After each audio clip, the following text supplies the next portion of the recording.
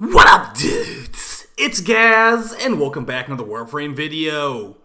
So, now that we have Deviri finally released, there is new stuff added onto the weekly reset. And this week in Warframe, we're going over all that stuff. Also going over all the news and things you can expect if you are playing Warframe this week. If you enjoy these types of videos, we do them every week, and we also do Warframe videos every single day on this channel, so make sure you're subscribed. Also, right after this video's done going up, I'll be on the live stream grinding out this new loot and playing with you guys. If you want to do some Steel Path Circuit or the Archon Hunt, hit me up on the stream. Alright, starting off with the first new weekly reset thing, we have the Incarnon weapon unlockers available this week. And as far as this week, we'll have the Bow, Latron, Furus, Furax, and Strun. Those will all have Incarnon unlockers available if you do the Steel Path Circuit with Deviri. That's going to be something that rotates every week. So if you want to get access to those specific Incarnon unlockers, do Steel Path Circuit this week, or you have to wait another like 6 weeks to get access to those again. Also at Teshin, we have an Umbra Forma blueprint for 150 Steel Essence. Since you don't really get Steel Essence from Deviri, maybe some of you guys will have some relatively low Steel Essence reserves like I do. I may actually start farming this in the future. So I'm going to just buy that right now so I don't forget. But yeah, Umbra Forma at Teshin. Let's go over the Archon Hunt and the Nightwave. Reminder that the dev stream, like last week, DE did indicate there will be a new Nightwave in May. I'm expecting it like the 3rd week of May, because they usually give us like a 2 weeks advance notice on when the Nightwave will end. Additionally, there is going to be, for the anniversary this week, there will be a double credit weekend. But again, if you're playing Deviri content, you're not going to really need, or you might need credits, you're not going to be getting credits. Enemies on Deviri don't really drop credits. I guess it makes sense lore-wise, but yeah. Alright, let's take a look at the Archon Hunt we have this week. We've got the Blue Archon Shard, the Azure Archon Shard, and the Owl Archon. The mission types are going to be Spy, Defense, and the final Archon boss fight. The Blue Archon Shard gives you things such as increased armor, increased health, and energy, etc., etc. Not really the best one in most people's eyes, but still a decent one to have around. Especially now that the Deviri is disabling the Decaying Dragon Key, you might actually want to be more interested in some health tanking builds, but probably not for most people. As far as Chipper should have a Blue Shard. It is double blue week. I don't even bother buying these. Like, I actually just don't even buy Blue Shards from Chipper anymore. And I honestly might just stop doing call missions altogether. We'll see if I still want to do that. But nonetheless, if you have been grinding call missions like a crazy person, against your better judgment, you're on Sneaky Sabotage. And the mission is going to be the fastest one, but we also have some challenges here. We have Deathless, completed without dying or becoming veiled. Break 5 Narmer Veils using the Veil Breaker, which, you know, there won't be any Grenadier troops in this one. It will be saving the Fortuna people. So save the Fortuna residents, find the 4 confiscated K-Drive parts hidden throughout the level, freeze the Narmer mini-boss at the end with the frozen barrel twice, collect 5 Gene Stamps, and complete the mission without being spotted by a Deacon. This Spot by a Deacon one actually will, you don't have to do the entire mission without being seen. Basically, when you pick up the Plasma Cutter, or whatever it's called, Plasma Blaster thing at the end, if you don't get seen by that part, that's when it will count if you got seen or not. So relatively easy challenges, actually, but I don't really think most people will be doing the call mission anymore because we actually got some content that doesn't suck.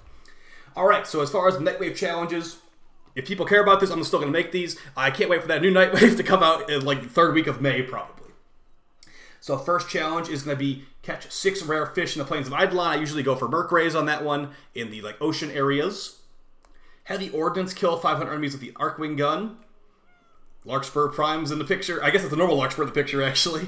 Complete 1 sortie. I don't think that the Archon sortie counts for this.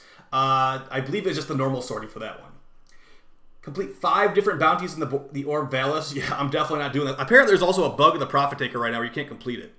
So we'll have to see about that. I haven't actually done Prophet Taker since the update came out, so yeah. Who knows? Not me. Complete 4 different bounties in the Zeramon. I haven't gone to the Zeramon besides for Deviri stuff in a couple weeks.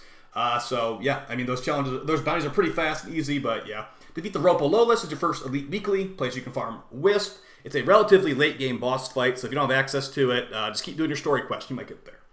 And the last one is defeat a Silver Grove Spectre. This comes from the Silver Grove quest. You need to get a gear item, and it will summon a Spectre on an Earth mission.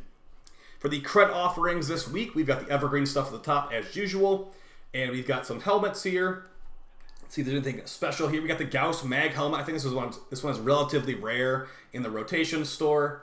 We got the Wolf Hood blueprint for the operator. I don't think this works in the Drifter though. So if you're playing the Drifter from like Deviri, I don't think you can equip that one. And we got some other stuff, some other helmets too. As far as the aura mods this week, looks like we got some good aura mods this week. We got Holster Amp, which will give you increased weapon damage and also some abilities as well. Some abilities are affected by this when you change weapons for 3 seconds. Rejuvenation, giving you built-in health regen. For newer players, I actually consider this a very good mod. And then we've also got Corrosive Projection, which is good for all levels of players. This will make it where enemies are easier to kill if they have armor. This will also make it where your armor stripping abilities are going to be will get an extra 18% of armor strip added on top. So let's say your armor stripping build at 82% armor removal with the amount of strength you have. If you had this mod on your frame, it would become 100% armor removal because 82 plus 18 is 100. So yeah, remove all that armor. I would definitely recommend that you have this if you don't have it already. Especially for, Steel Path and stuff like that. Sprint Boost going to make you just sprint faster. Another nice one to have. I'd say all 4 of these aura mods this week are worth having, with a top priority being given to Corrosive Projection. The other 3, I guess you could technically pass up on. And Rejuvenation is definitely not really needed at all. It's just like you can have it if you ever want to use it.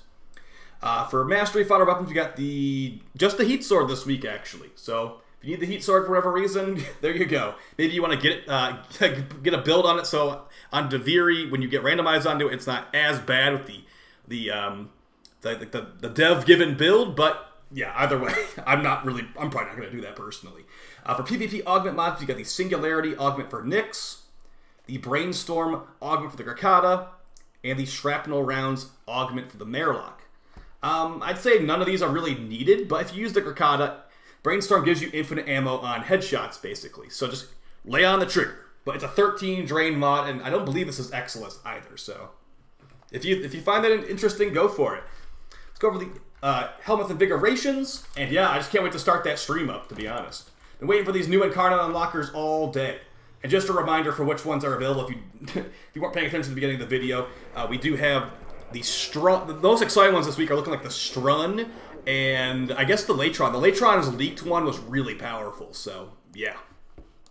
Alright, so invigorations, I do believe work on Deviri, so I guess I could just install these anyway. So we got Limbo, primary crit chance and health. We've got Protea, melee damage and sprint speed, and we got Yareli, melee crit chance and immunity to status effects. These are some bad ones for sure. No, it looks like no ability stats in any of these. Yep, they're all no ability stats. And like melee damage and crit chance. So those are terrible. So either way, guys, hope you found this video fun and helpful. Double credit weekend this upcoming weekend if you need to farm that. Hopefully they fix the prop taker by then. And then, we'll be likely getting some more information about Echoes of Deviri at the end of May. So keep an eye out for the next dev stream about that information. I'll see you guys on the stream very soon. Get your Umbra Forma and all that stuff. See you guys soon. Peace.